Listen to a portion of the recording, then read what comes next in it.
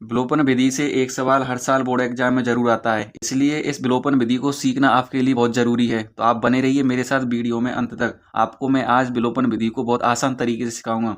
तो देखो, इस प्रकार से समीकरण दे रखा है हमें, इसको हम क्या मान लेंगे, समीकरण नंबर 1 दे देंगे।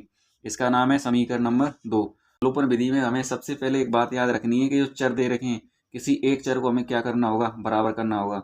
या तो एक्स को बराबर कर लो, या किसको, वाई वाले चर को क्या कर लो, बराबर कर लो। यहाँ पर 3 आ रहा है, यहाँ पर 6 आ रहा है। अगर मैं इसमें 2 का गुणा कर दूं तो ये भी 6x हो जाएगा और ये 6x है ये।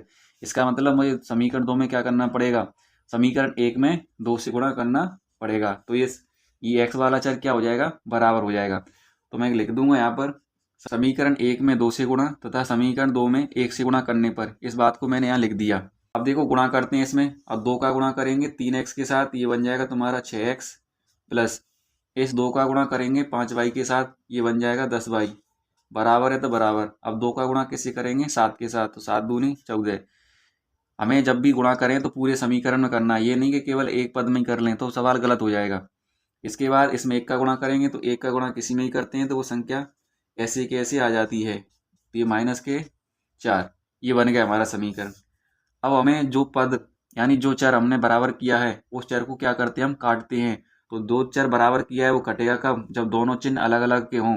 लेकिन यहाँ दोनों चिन्ह कैसे हैं, प्लस के एक जैसे ही हैं। तो अलग अलग करने के लिए चिन्हों को घटाने की प्रक्रिया करेंगे। तो घटाने पर घटाएंगे तो चिन्ह बदलते हैं। तो ये किसका चिन्ह, अभी प्लस का तो माइनस का हो जाएगा। ये किसका चिन्ह है, प्लस का, तो ये माइनस का हो जाएगा। ये माइनस का चिन्ह है तो ये वाला चिन्ह किसका हो जाएगा, प्लस का। अब ये प्लस का और ये माइनस का दोनों कट गए। ये 10 बाई है और ये माइनस के बाई है, तो 10 बाई में से बाई गए तो ये बचेंगे 9 बाई बराबर। ये 14 है और ये प्लस के हो गए 4। 14 और 4 कितने होते हैं, 18। बाई का मान निकालना है तो 9 से क्या लगा देंगे, भाग लगा देंगे। तो 9 का 2 से भाग लगाएंगे तो कितनी बार आ जाएगा, तो किसका मान आ गया, ये बाई का मान 2 आ गया। अब बाई बराबर 2 किसी भी समीकरण रख दो, बाई बराबर 2 समीकरण सेकंड में रखने पर, क्यों रख रहे हैं सेकंड में, जल्दी हल हो जाएगा, ठीक है। रखने पर 6x प्लस बाई बराबर -4, ये हमारा सेकंड समीकरण है।